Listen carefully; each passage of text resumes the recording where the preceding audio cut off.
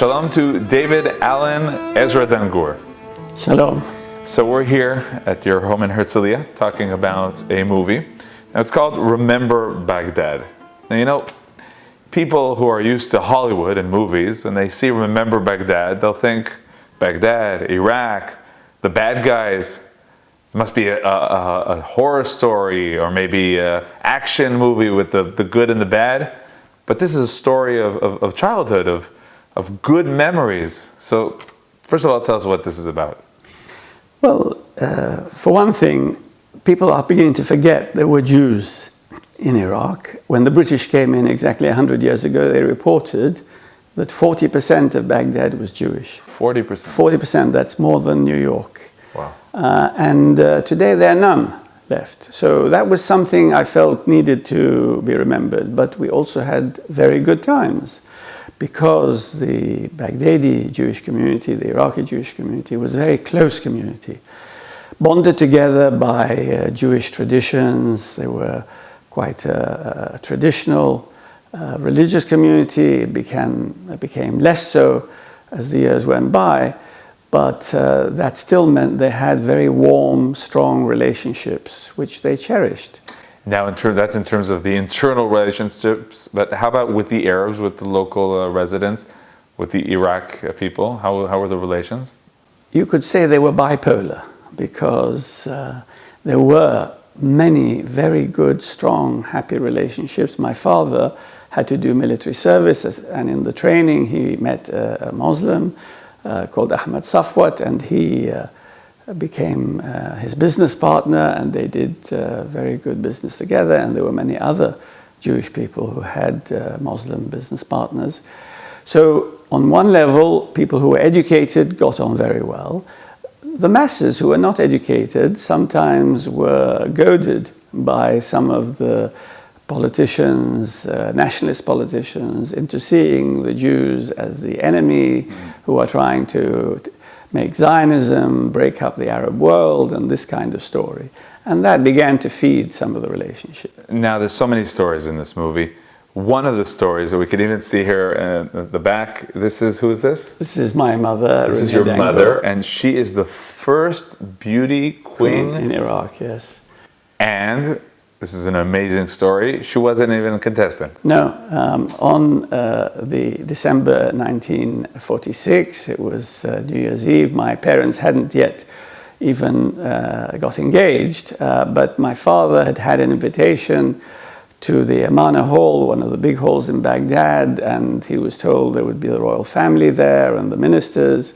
So he said to my mother, "Why don't we go?" And she had no other thing to do, so she said, "Let's go." And as they were going in, they had come to the culmination of the first beauty contest they'd ever had, and they were down to the last 5. And then the ministers and the regent said, "We can't carry on with this contest unless this girl," she was 21 at the time, Jewish girl agrees to join the last 5. And she said, "I didn't come for this." And they eventually persuaded her, and she was chosen as the beauty queen. Was it an issue then that she was Jewish, or she's just a resident, a citizen? No, because even then, the story was Iraq, for all Iraqis, whether they were Jewish, Christian, Muslim, there was an Iraqi nationalism which wanted to do away with the sectarian labels. So from 40% to 0, was it a gradual process, or was it something that happened? In your case, I understood that happened suddenly in the morning. The two main factors were that in 1951, Israel needed more people, and the Iraqi government indicated it was willing to let the Jews go. And Shlomo Hillel came back to Iraq, negotiated with the Iraqi government, and as a result, and of 2 bombs that went off in Jewish quarters, most of the Iraqi Jewish population left. And they wanted to leave. When the registration started, only about 25% registered. When the 2 bombs went off, it went up to about 90%. And so you choose what wanted means. Well, but I understand that actually the more rich families, or the families that were more connected to the leadership and to resources, you'd say, they stayed actually. Yes, because people who had wealth had also connections, they had influence, and they had more to lose, so they stayed. And that's your case. And my family was one of those. My father had the Coca-Cola franchise with his Muslim partner, and he had a number of other businesses, and so he stayed. And then you said to me something about in the middle of the night. You understood that things totally changed? Yes. In the summer, we used to sleep on the flat roofs, and in the morning, early morning, we heard gunfire across the river at the Royal Palace, which was opposite us across the river. And there was a revolution. They put the royal family against the wall and machine gunned them and dragged the bodies through the streets. And the Kingdom of Iraq became the Republic of Iraq. My mother felt that she was not comfortable in a country that could do it in that way, and she persuaded my father to take us out. And he took us out about a year afterwards when it became possible, and he had to make his decision whether to continue his business in Iraq. He tried to do so for a few years, but matters became worse for Jews, and eventually he abandoned everything. And he said why did he have to abandon everything? Why couldn't he, transfer money, transfer what he had? So there were laws against transferring money outside, and certainly for Jews, the only way you could renew your passport was to come back to Baghdad, which was becoming a little much more troublesome, and people were not able to leave so easily.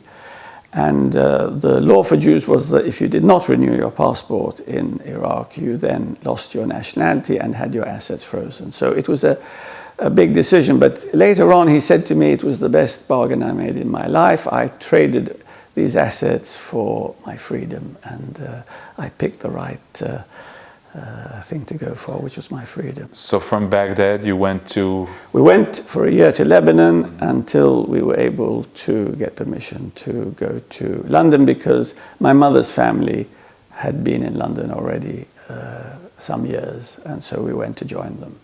Now there, thank God, you succeeded as well from scratch, basically. Yes.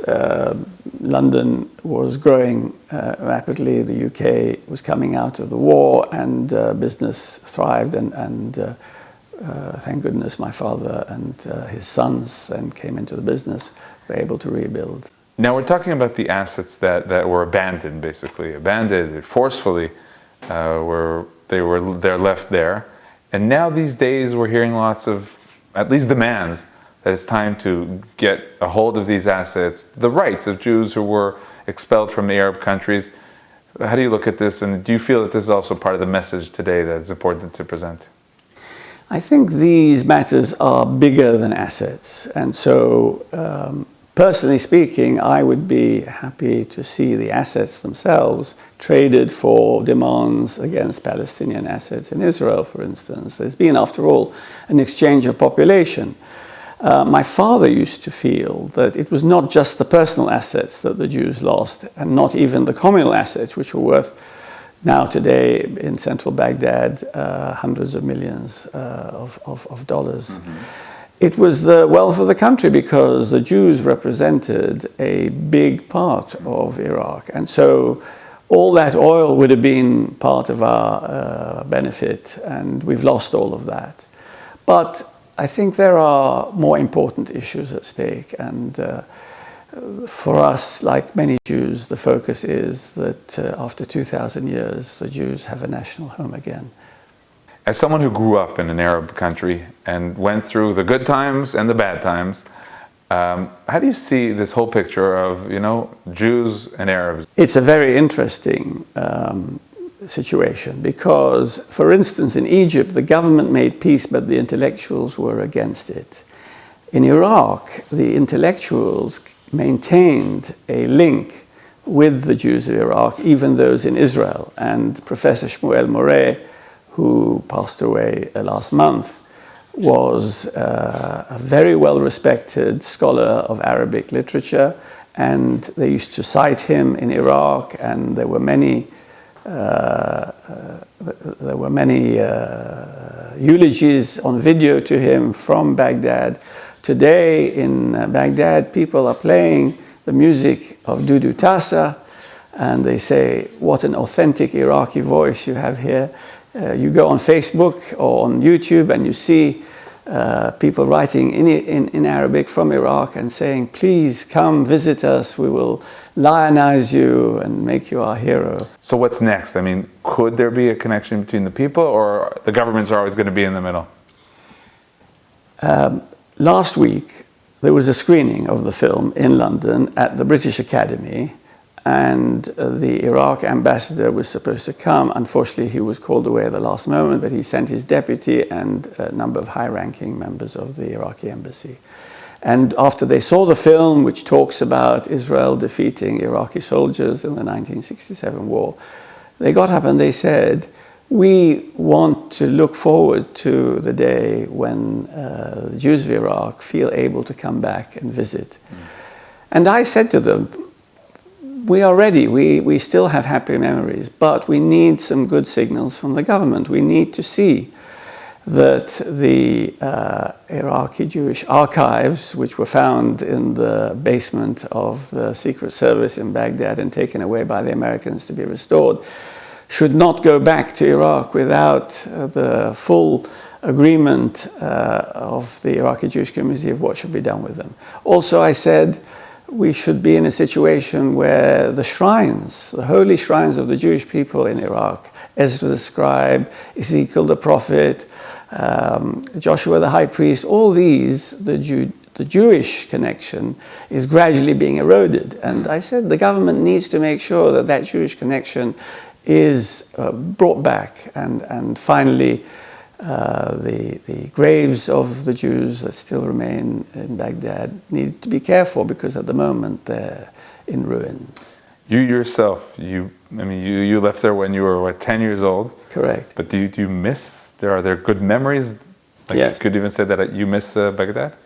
Yes, I think there was a lovely outdoor life, and I think there was a special Middle Eastern flavor to life there. And in the good times, it was a lovely place to be. After school, my father would take us for a drive around town. It was all bright lights and warm. So living in a Northern European country, you do miss it, but politics gets in the way. David Alan Ezra Dungor, thank you very much. Thank you, Yoni.